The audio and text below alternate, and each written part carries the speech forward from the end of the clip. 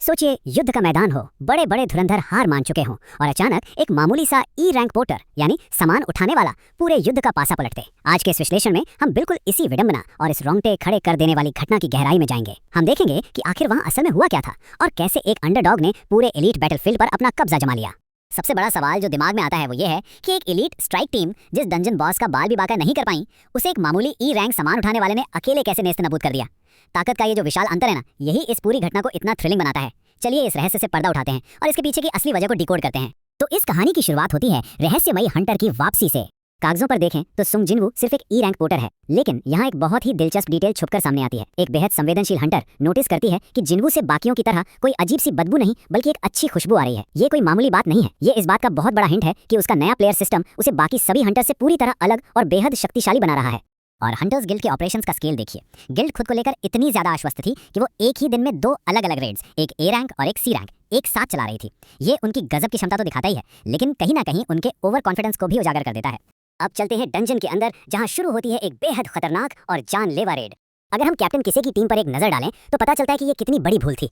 Team में 6 A rank और 3 B rank hunters तो थे, लेकिन एक भी एस रैंक हंटर नहीं था। और सबसे हैरान करने वाली बात, बतौर कैप्टन ये किसी की पहली रेड थी। मतलब इतनी बड़ी और खतरनाक रेड में बिना किसी एस रैंक के जाना, ये तो सीधी सीधी तबाही को दावा देना था। और हुआ भी बिल्कुल वही। खतरा इतनी तेजी से बढ़ा कि किसी को संभलने का मौका ही नहीं मिला। डंजन में घुसने के कुछ ही मिनटों बाद एक जादुई बैरियर ने पूरी टीम को फंसा लिया। एलीट हंटर्स का ताकतवर जादू उन हाई लेवल बीस के सामने पूरी तरह बेअसर होने लगा। हालत इतनी खराब हो गई कि जिन्वू को छुपकर उन बीस को धीमा करना पड़ा ताकि टीम की जान बच सके। अंत में नौबत यहाँ तक आ गई कि इन एलीट हंटर्स ने हार मान ली और अपनी मौत का इंतजार करने लगे।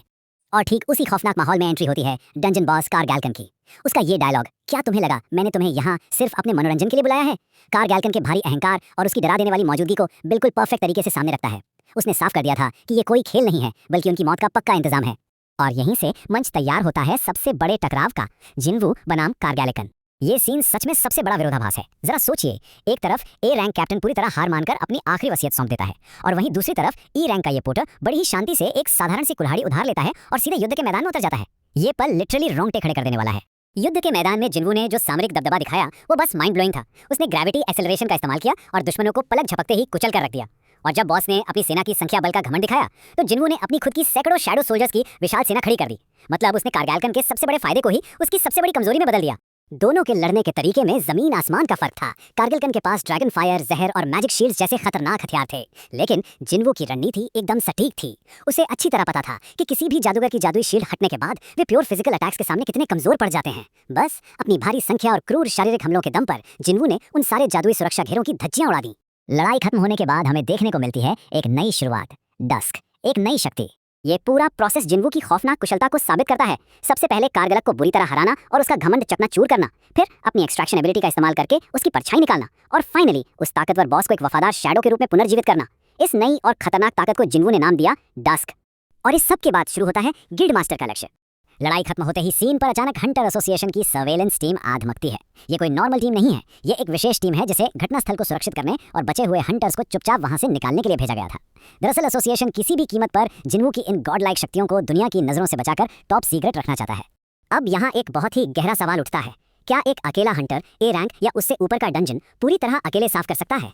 नॉर्मली हंटर्स अपनी कमजोरियों को कवर करने के लिए एक टीम बनाकर लड़ते हैं, लेकिन जिनवू की इस सोलो कैपेबिलिटी ने हंटर्स की दुनिया के सारे नियमों को ही पलट कर रख दिया है। ये एक ऐसी ताकत है जो किसी को भी खौफ में डाल सकती है। इस पूरी तबाही और डंजन क्लियर होने के नतीजे देखकर गिल्ड मास्टर चोई को एक बात बिल्कुल शीशे की तरह साफ हो जाती है। उन्हें एहसास होता है कि उनकी एलीट गिल्ड को सुंग जिनवू की इस अभूतपूर्व ताकत की सख्त जरूरत है। जिनवू की ये शक्ति भले ही अभी एक राज हो, लेकिन सच तो ये है कि अब ये दुनिया के सबसे ताकतवर लोगों का ध्यान अपनी ओर खींचने लगी है।